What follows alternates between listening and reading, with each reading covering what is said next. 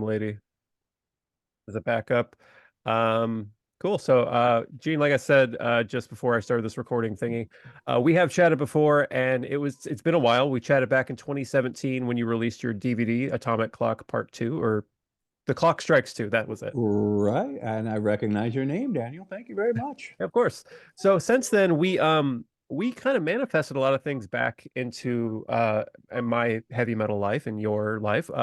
We talked about how Adult Swim was treating Metalocalypse at the time, which was by putting requests into a shredder. Right. Like a baby treats a diaper, I tell you. Exactly. And since then, of course, you've done some Adult Swim festivals. There's been a couple tours. There's been an album. There's been a movie. Dethklok Metalocalypse is, among us once more. How was connecting with Brennan on that project after so long? Oh, it's always amazing. I love working with Brendan. We've been a part of each other's lives for pushing 20 years now, like 18 years. So it's always awesome. Death Clock is such a fun project and kick-ass metal, kick-ass music. And it's always a real pleasure to do all things Death Clock, and I'm in a very fortunate position that I do get to do all things Death Clock. When it's time for Death Clock, I'm there, darn tootin'. So it's always great. And we just last week we finished our latest run that was also with Dragon Force and Necrogoblicon, and what a really fun package that tour was. Just three different sets of entertainment and guitar and metal. So that was pretty darn cool, and it was a great time, great tour, and we thank everybody for coming out and checking it out, man. Totally. Yeah, I hit the first night of the San Francisco stop, so I did not see Necrogoblicon, but I saw Baby Metal instead.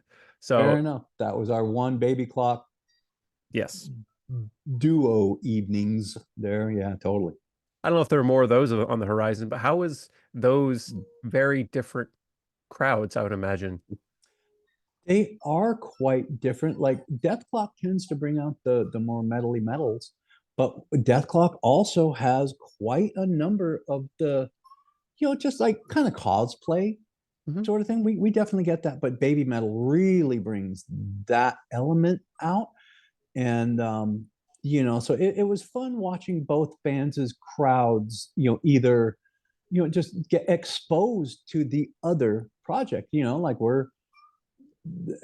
we might not be for every Baby Metal fan out there, and Baby Metal may or may not be for every Death Clock fan, but they everybody played together really nicely, and everybody got along, and there was no bloodshed ever. So but it was very cool. And I mean, Baby Clock, they are their own entity, and that it's pretty impressive, from a musicianship standard, and the metal is metallic as anything. They're True. heavy as balls, and so that's no, it was very cool. And their whole camp are just a bunch of sweet folks. Everybody's super nice, and we all got along really well. And it was a really good run, the Baby Clock tour. So there you go.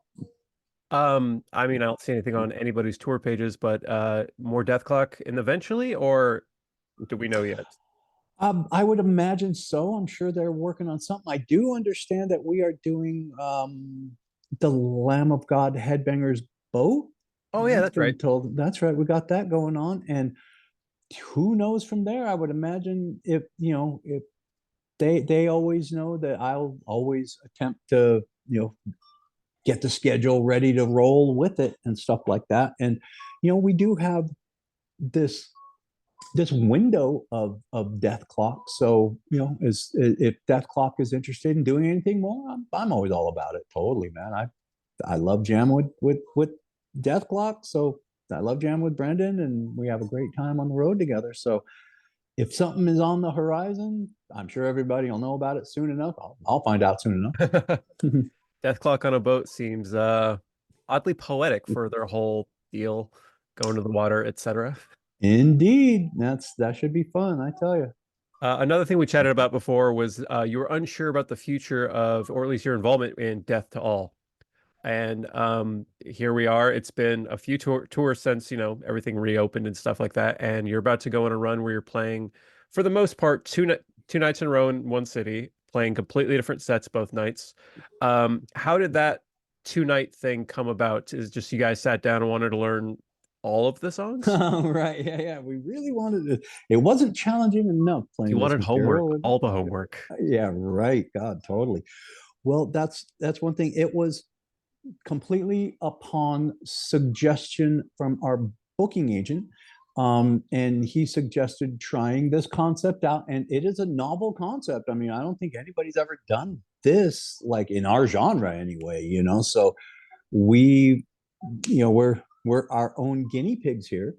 But, having it, this is death music, like this is, this is every album to Death's fans are iconic records, because I do really believe that Death fans do run the gamut, like, and that's part of Death's strengths. And Chuck Schuldiner's strengths was he always wrote what was, important to him, important to his heart. And so that's why an album like Scream Bloody Gore does not sound like the sound of Perseverance, and all the evolution that happened in between is those albums evolved for the reasons that they did, because that's how Chuck felt at the time. And so, you have the first block of 3 albums, Scream Bloody Gore, Leprosy, Spiritual Healing, that defined an era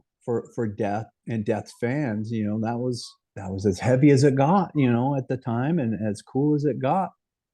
And then the next era of technical metal getting ushered in with Human, and then which led to Individual, and then Symbolic, and then finally the sound of Perseverance, the technical melodic side of Death, which that's what Chuck was feeling. The musicians brought the technicality to it, but Chuck brought the melody, the melodicness to it.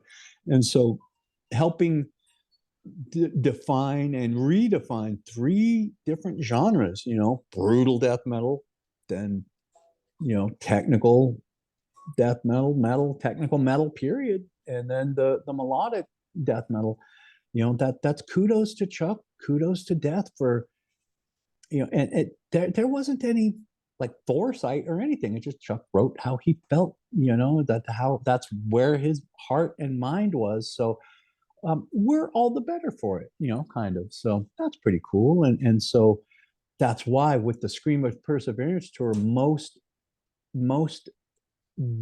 cities will involve that 2-night thing, and the first night being Scream Bloody Gore in its entirety, also backed with cuts from Leprosy and Spiritual Healing, the brutal night.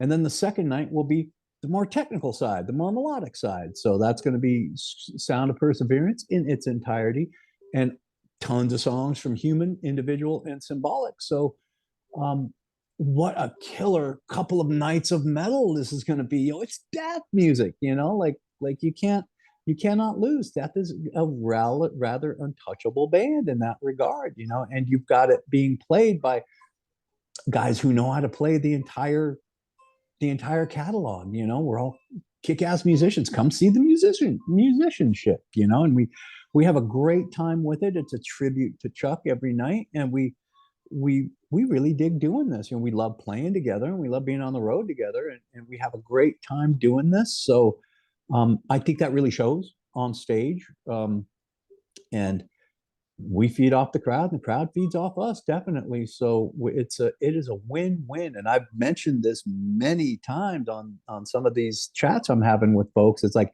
you don't want to be the person that gets the call the next day going, "Where were you? Holy Jesus!" Because it's for a Death fan, or just for a fan of metal, period. I mean, you'd want to catch these songs, see the early stuff, how the evolution of death metal was the nascent era of death metal. That is well established. And then seeing some guys pull out the chops on the second night, that's going to be pretty darn killer. So it is a win-win for both nights. Absolutely. That's what I feel, Daniel. Very cool. Yeah, I love that you genuinely seem excited about like, everything that's happening. And when you're like putting together the sets and stuff like that, like obviously when you joined the band, there was some death before you that Mhm. you learned and stuff, but you rarely hear about somebody who came into a band who then learns the material after them. So the final album you don't drum on, unless I've Right. done everything incorrectly. So when you approach that, do you do exactly how it was recorded, or do you put a Gene spin on it? And when you're playing it live, do you feel like you get more liberty or something? Well, I will admit what I'm doing on this tour, especially for everybody, is I'm trying to emulate what was done on each record for everybody. And like when I came into Death, Chuck had said, you don't have to do what Chris or Billy did. Just be you, go sick, go nuts. He always told me that. And you take whatever liberties you like. And I'm like, okay, noted. However, I do want to pay homage to Sean Reinert's incredible drumming on Human. So I tried to emulate Human as much as I could. And the Billy and Chris material, I tried to just keep in the realm of, engage myself with the material. And so I've always tried to do that with Sean's playing. And so now with Richard doing, Richard Christie and his, he has a singular approach, on Sound of Perseverance. So I do try to emulate that as much as I can, and doing a pretty decent job of it. I mean, I'm sure there's some YouTubes of us recently playing South America where we're playing a bunch of, Sound of Perseverance material. We always have. We've always thrown a few numbers in the set, and it's really fun. It's fun to challenge yourself as a player to like, okay, let's I actually I take the most liberties with my stuff. Like I'm not like, shoot, man, I'll get close. You won't be able to tell any kind of difference when it comes to individual and symbolic, but I really do try to concentrate on getting, nailing the Sean part, nailing the Richard parts, and now nailing the Chris parts and nailing the Billy parts, because I do want to play the songs as close to the albums, because that's what we're doing here. So um, that's a new challenge. It's like, okay, break down everything you've ever done playing death material over the past 30 years, and then relearn what's happening on, for Scream Bloody Gore with Chris, and try to relearn what's happening on the spiritual healing material and the leprosy material with Billy Andrews, which Billy was a great drummer. I mean, that was a kick-ass drumming. So it's going to be a fun approach, fun challenge. Absolutely. I was told you had a hard out at 12:15, so I'll try and get through these other things quickly. Um, We'll work it out. Once things started going late, I've got a little different schedule in my head. Right now I'm up in Los Angeles, and we're up here rehearsing for a project tomorrow. I'll tell you more about that in a little bit. But that was my you've next got me question. till, Alrighty. yeah, So, how did you first get involved with Bear McCreary? Because as of this recording, there's a big live show happening tomorrow night. Um, absolutely. was it through the Doomstar Requiem stuff, or is it some other connection I don't know about? Well, actually, it was a separate connection. It was a couple of years before that, and Bear had reached out. Bear was putting I think, yeah, it was for Freddie Mercury's, unfortunate, what would have been 2011. So that would have been his 20th anniversary. He was putting together a tribute concert for Freddie Mercury and getting all the hot musicians from town. And Brendan Small was involved. Brendan and myself are both gigantic Queen fans. So Bear was also a huge strapping young lad fan and Dethklok fan. So when Brendan mentioned, did you know Gene is super into Queen and can probably play every Queen song note for note? Bear was like, yes, let's get Gene to play. So that was the first time we ever got in touch with each other. And I was slated to do that super fun concert. However,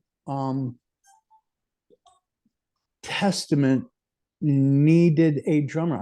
I had recorded the Dark Roots of Earth record with him, but at that time they had John Tempesta playing drums for him.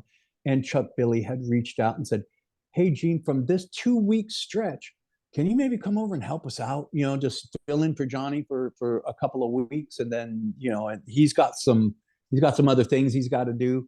And can you help us out? I was like, yeah, sure.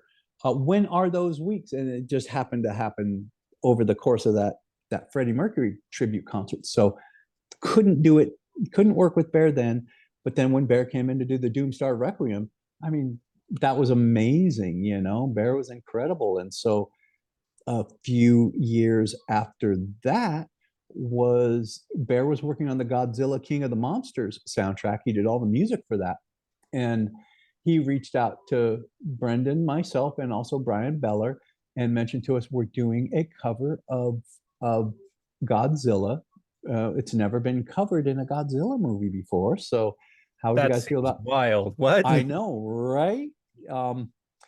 And the you know, would you guys be interested? You know, I've got Serge Tankian on vocals for it, and we're going to do a totally reimagined version of it. Are you guys up for this? And I was like, heck yeah, man, that sounds like a blast. So we came in and we tracked that song, and we got, you know, we got Blue Oyster Cult's blessing on it. Buck Dharma, you know, was very glowing in his reviews of it, and he was involved in it to a degree. You know, Bear was keeping him posted on here's how we're rearranging the song. And you know, if you check out the credits to the ending credits to the movie Godzilla King of the Monsters, that's where they play the song. So you can check it out there.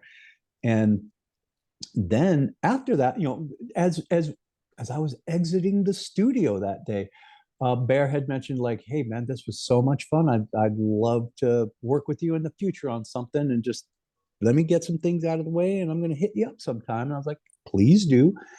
And so it was about a year later when he reached out and said, "Look, I have a number of solo songs that I've been working on for a number of years, and now's my time to get on trying a solo, you know, career project album kind of thing. I don't know what's going to happen." And I was all about it, you know, because Bear's stuff was really interesting, and Bear's a great dude. So I had I just mentioned, hey, send me some material. So he sent me about 30 tracks, and just the list that he had sent, I was like, holy moly, this stuff is killer. Like, Bear is a killer metalhead. He writes great metal riffs, and this is incredible. So I got super stoked when I was hearing it. So and at that time it was really just myself and him going back and forth with, you know, here's some tracks. His brother Brendan would start putting like demo vocals on things, but you know, a lot of it was Bear just sending me tracks and me learning them, and that was really, it took me about 10 months to learn. And there is an example that I will freely give it up. Bear's drum programming on these tracks was so incredible. Like, it was it was it's not like he just, oh, I took some loops and threw them down, you know, because I get those from people where it's like, it's got a basic template for a drum programming. But Bear's programming, I could tell he constructed parts, and I was like, wow, this is like, you put some work and effort into this, right? And he's like, yeah, I did. And I'm like, okay, well then this is a Sean Reiner type deal for me. Like, your brain came up with a lot of this, and he's like, I don't know that a drummer can actually play a lot of this stuff. And I was like, hold my beer, you know, watch me. And so a lot of the patterns and parts and stuff were programmed by Bear, but that's me playing them, because it was like, what a challenge. And for me, it becomes a thing of like, I get to give the composer of the song, I get to complete their vision. Because when they were, especially when they're like, he was like, yeah, I did put a lot of work into the drums. I was like, do you want the drums to follow this? He's like, I want you to do your thing, but I, he told me, I don't want the drums to, you don't have to do what's on those demos. Do you? And I was like, well, the me doing me is me wanting to do you, because that is super entertaining to me. That just sounds incredible. Your work, it's a win-win. You get the drums that you envision in your mind, and I get to look like a genius because I'm doing all these weirdo parts that the average drummer would not think to do, because Bear isn't a drummer, but he wrote things, and there are a lot of drum fills that are just like, wow, I've never heard a fill like that. Yeah, I want to play that. So that's how that kind of came about. And the album is called The Singularity, and it just came out this week.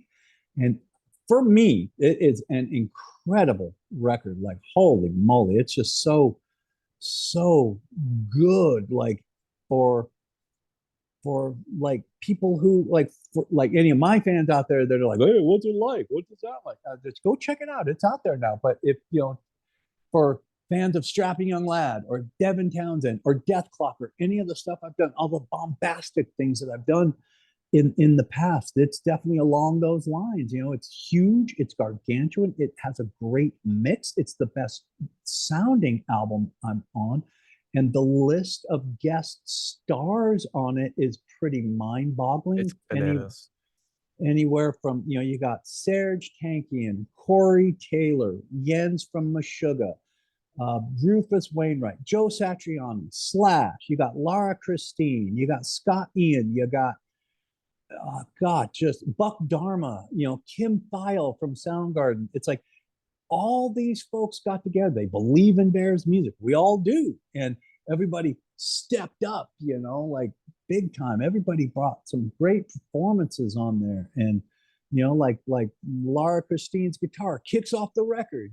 She plays on the first two tracks on the record. They're killer. That's so good. And everybody did such an amazing job. You've got so many, Brendan Small, Mike Keneally, Brian Beller, just Steve Bartek from Oingo Boingo. He plays on this thing. John Avila from Oingo Boingo plays on this. It just runs the gamut, and it's some beautiful music. It's great metal, and it's just great music. For folks who like good music, check it out, man. You will, I would imagine most folks would enjoy this. It got something for everybody, definitely. And it's just kick-ass stuff. I'm really excited about it. Totally. We're excited for the show tomorrow. Oh yeah. Oh, I forgot. Slash also, he's on the thing. I might have not mentioned that, but we got a lot of stuff. The show happens, on May 12th, which happens to be tomorrow. And that's at the Fonda Theater in Los Angeles. So I'm not sure when this actually gets posted, but It'll anybody go up that Thursday. Sorry. okay, well, you will have missed it and catch the next one. A lot of folks in the Los Angeles area, you definitely want to catch these shows. Like anytime you're going to see Bear McCreary coming to your town, check out The Singularity. Check out the album. Listen to it in its entirety if you can, because it's one of those albums that, like, after the first song is done, you're like, wow, okay, that was really cool. After the second song done, you're like, well, okay, this is getting really good. Third song, you're like, okay, this is awesome. After the fourth song, you're like, I am hooked. What does the next song sound like? And then after that, what does the next song sound like? That's the way I feel about it. And that's just from listening to it. That's not me being a part of it. That's just like a music I like to listen to. It's like each song is so engaging. You're like, I can't wait to hear what the next one's all about. You don't want to hit fast forward on any of them, So that's pretty cool. So pretty excited about it. And I think a lot of folks will enjoy the record. Definitely. Well, something you said in that actually triggered something. Have you seen Nilly perform with Danny Elfman? Like, did you get to see the Sick New World set? No, she I went mean, and did that. That it's was the very day off, Boingo right? heavy. I just heard you get really excited about Oingo Boingo Pinball. Right. I love Oingo Boingo. Yeah. And I Neely would come back, and so she had to kind of jump off the tour a couple of Yeah. times to do some rehearsing and things like that. So but yeah, I think those shows went really well for her. And Brendan McCreary, Bear's brother, he sings for the other version of Boingo Boingo, and I I believe didn't it's know called that. Or the former ex members. members of the former members of he's the vocalist for that, Huh. and Okay. does an amazing job. Check that out and show him some love, man, because without, I don't know how often Danny Elfman plays, but I know that the former members of Boingo Boingo tend to play, a little more, I think. So if you want to catch some Boingo Boingo material on the regular, that's the only way you're going to do it is with Brendan McCreary singing. So, Oingo Boingo fans can can thank him for being the vocalist for that. Like, hey, Yeah. thanks, we get to see some Oingo Boingo material, and he does a great job of it. Don't be a Danny Elfman weenie. Like Danny's great, but Oingo Boingo as a band is killer too, and here you get to see a lot of their killer stuff. Totally. The final thing we talked about when we chatted before was I have asked you about the song Far Beyond Metal because that's the name of the podcast and Fun. strapping in a little bit. And since then, you've done a virtual like song with Devin during one of his quarantine shows. It is a song that you played also on your DVD, so it seems like one that you kind of keep in your at least personal rotation. But how is even virtually reconnecting with Devin and doing half of strapping? That was really fun. I mean, Devin had reached out for, he was doing a Halloween episode of his, I mean, the pandemic, the quarantine, boy, that changed lives for us all. We all had to kind of scatter, and all of us, musicians, we're all cockroaches. We'll figure out a way to survive. So we all did, and everybody did what we had to do to make it through that pandemic. And one of the things Devin was doing is his podcast. And then I think, he had a Twitch stream as well. And then he would do his live streams from time to time. And he reached out and said, hey, man, do you feel like doing some stuff? I was like, yeah, totally. How about Skeksis? And then Vampira. I love Vampira. That's a fun song, and Skeksis, one of my all-time favorite metal songs, period. Whether I play drums on that one or not, that's a great song. That song sounds like that song does not sound like any other metal song ever written. So there you go. I mean, I remember when Devin put the idea out there. Like, I remember when we wrote Skeksis, he had said, I want to write a song that sounds like Punch Drunk, which is a band from Vancouver that I was a part of, the Almighty Punch Drunk. And he's like, I want to put a song together that kind of sounds like Punch Drunk. I was like, I have the beat for you. And that's where that kind of, that bouncy samba-esque kind of beat comes from, which Punch Drunk utilized that beat quite a bit. And that also is a beat that we first utilized from a band called The Smalls, another legendary Canadian band. Check them out, The Smalls. Check out Waste and Tragedy. What a great record. You'll hear that beat all over that. And so it was just, we put that tune together, and that was a really fun song to write, just watching it evolve, and it was just Devin and myself that did that one. And so having it come full circle a number of years later and get to perform it with him you know, on his live stream was super cool, man. And that was really awesome. So definitely. All right, man. Well, thank you so much for your time. I will get you back on track with whoever else you got going. Thank you for everything you do. I'll be seeing one of the June stops in Berkeley of the Oh, DTV excellent. tour, so I'm very excited for that. I've never Oh, seen you perform any Death stuff, so well, hopefully you'll enjoy it. It should be a great night. And yeah, come up and say hello, Daniel. Definitely. we'll do. Looking forward to seeing you in person, my man. Groovy. All right, you have a good rest of your day, Gene. Thank you, Daniel. Take care. We'll see you. That's all.